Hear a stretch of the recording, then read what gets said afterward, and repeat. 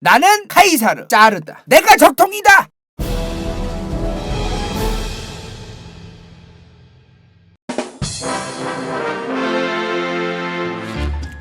가나 여러분들 또 기다리고 기다리시던 오늘 또 어떤 편이죠 여러분들? 짜르 짜르 짜르 짜르 짜르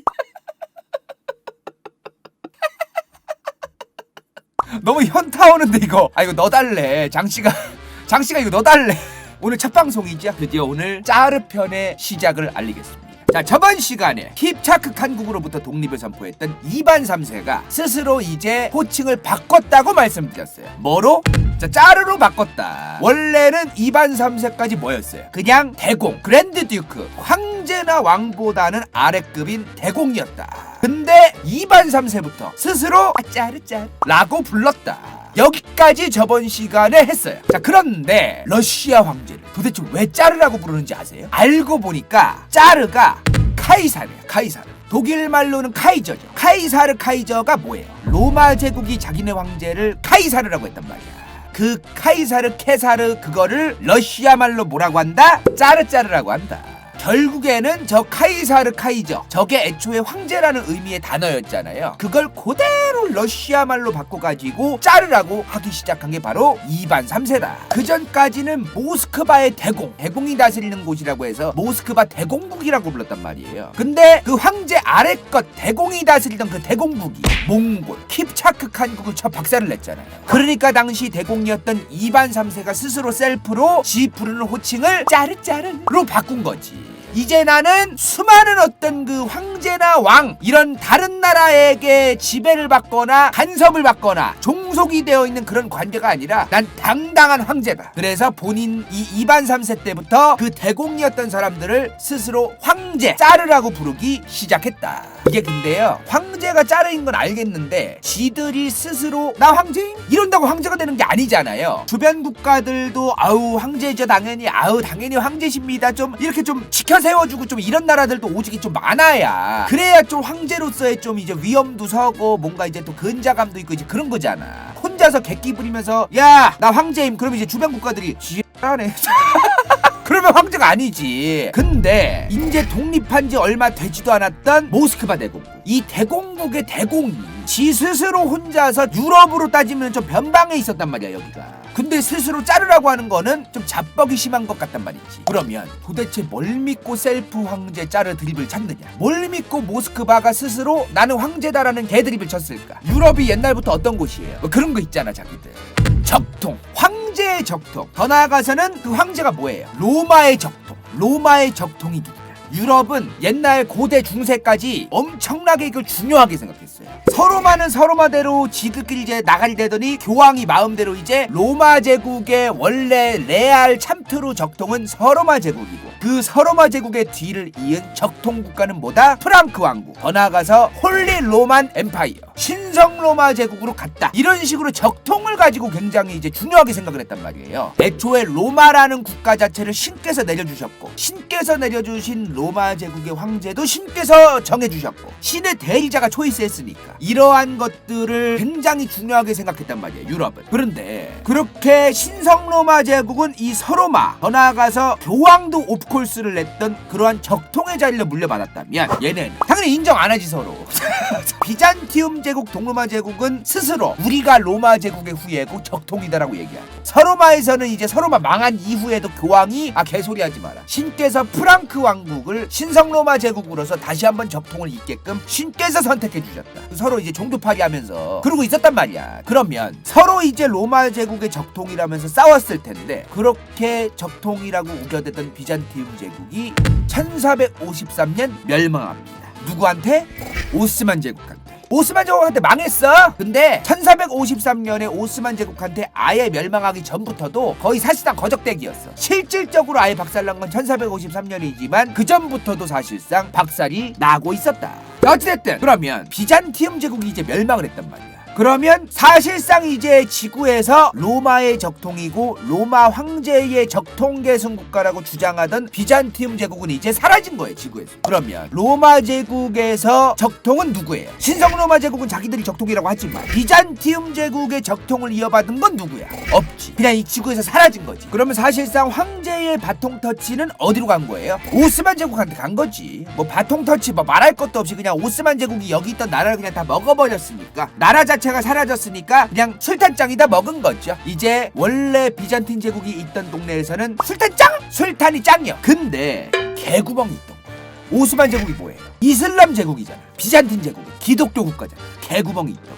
비잔틴 제국이 망했더라도 비잔틴 제국은 정교의 기독교를 믿던 국가인데 얘네는 이슬람 국가니까 황제 비잔틴 제국의 적통은 여기로 간 게 아니다 라고 말할 개구멍이 있던 거지.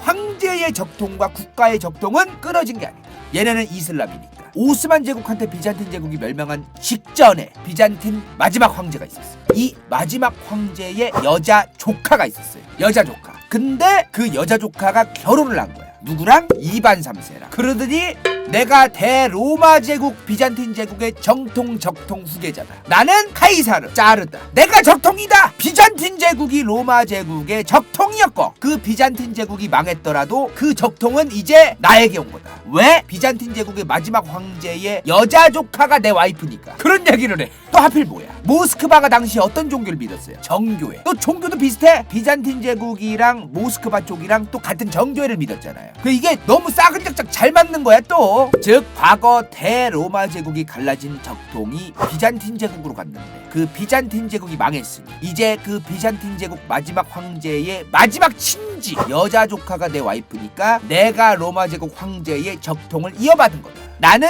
짜르! 이렇게 되는 거지. 이게 또 힘을 받을 수 있었던 건 정교회도 또 믿었으니까. 러시아가 당시에 모스크바가 같은 정교회도 또 믿고 있었으니까 힘이 더 잘 먹혔던 거죠. 또 당시에 정교회의 대주교가 모스크바로 이사를 갔던 적이 있어요. 그러니까 이제 정교회의 중심지가 이 모스크바요. 이 모스크바를 지배하고 있는 내가 또 비잔틴 제국의 정통 후계자. 내가 바로 짜르다. 너무 찰떡궁합이야. 이때 이런 명분이 생기자마자 로마에서 부르던 카이사르를 지들 말로 옮겨서 짜르라고 부르기 시작한 게 바로 이반 3세다.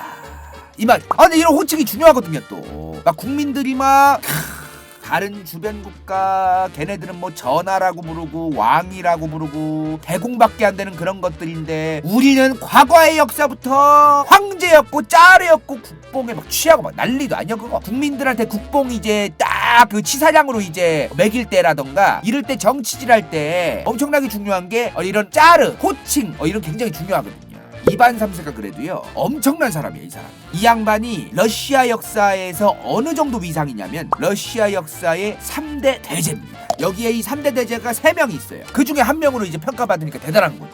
몽골로부터 독립을 쟁취하고 나라로서 그 만든 어떤 좀 그런 사람 아니야? 그죠? 러시아 사람들 입장에서는 이 사람 되게 좋아하겠지. 자, 아무튼 모스크바 대공국을 독립시키고 부흥의 장으로 이끌던 이반 3세. 이 양반도 근데 독립을 했잖아요. 독립을 처음에 했는데도 쉽지 않았어. 자, 이전편 보시면 아시겠지만 이반 3세가 바실리 3세의 아빠예요. 이반 3세가 이렇게 넓혔고 바실리 3세는 요만큼 이제 넓혔는데 이반 3세가 나라를 처음 세웠을 때는 유럽 쪽으로 확장하기 좀 어려웠고 보면 바실리 3세가 확장시킨 거잖아요. 이반 3세는 요 위쪽 거의 뭐 고등어 잡는데 연어 잡고 이제 요런 데만 이제 넓힌 거지. 이게 이반 3세가 본인이 모스크바 대공국을 부흥의 장으로 이끌고 있었어도 굉장히 쉽지 않았어요. 이 양반들이 백날 셀프로 자르라고 해도 유럽 사람들 입장에서는 저 새끼 뭔데?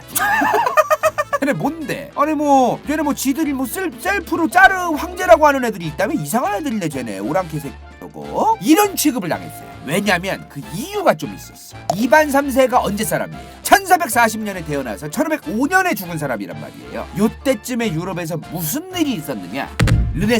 르네상스 시대가 있었어요.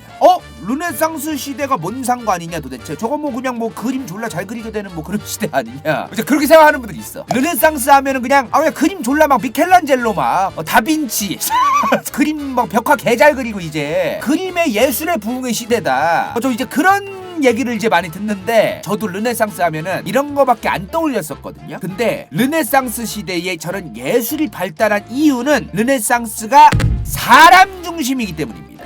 신이 중심이었던 기존의 지배적인 종교였던 로마 가톨릭 교황이 진짜 전 유럽을 지배하고 이제 쥐락펴락하고 막 나라들 막 이래라 저래라 하고 이러한 종교적 분위기에서 좀 벗어나서 신의 교리를 약간 벗어날 수도 있는 그런 철학, 이런 게 막 발달하던 시기였던 거예요. 신한테 기도만 하면 다 해결될 줄 알았어요, 유럽 사람들 당시에. 성당 잘 나가고 로마 가톨릭 잘 믿고 기도 열심히 하고 미사 잘 참여하고 고해성사 잘하고 이러면 모든 게 해결될 줄 알았어요, 유럽 사람들 당시에. 근데 그게 아니었던 거예요.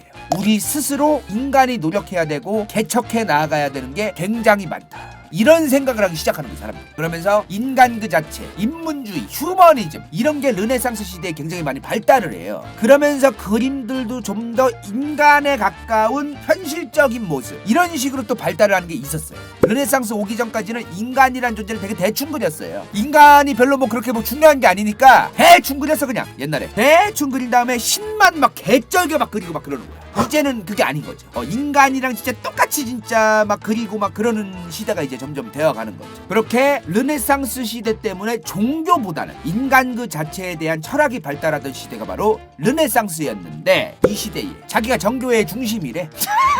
자기는 짜르래. 이미 르네상스를 시작으로 좀 있으면 종교개혁 터지고 이러던 게 있는데 이거를 그냥 개무시하고 그냥 자기가 이제 와서 우린 정교의 중심이다, 난 짜르다 이러고 있으면 먹히겠냐고 이게.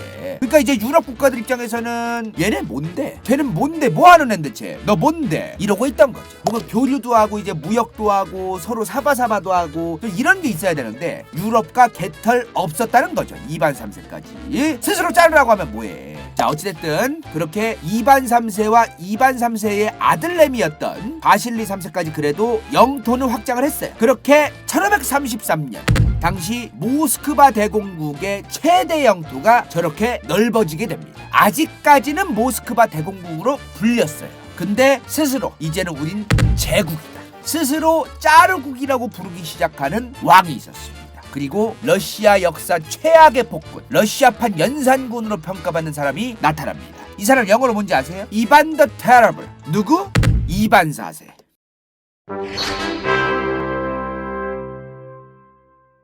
이번 영상이 볼만했다면 좋아요와 구독, 재미없었다면 이건 재밌을지도 몰라.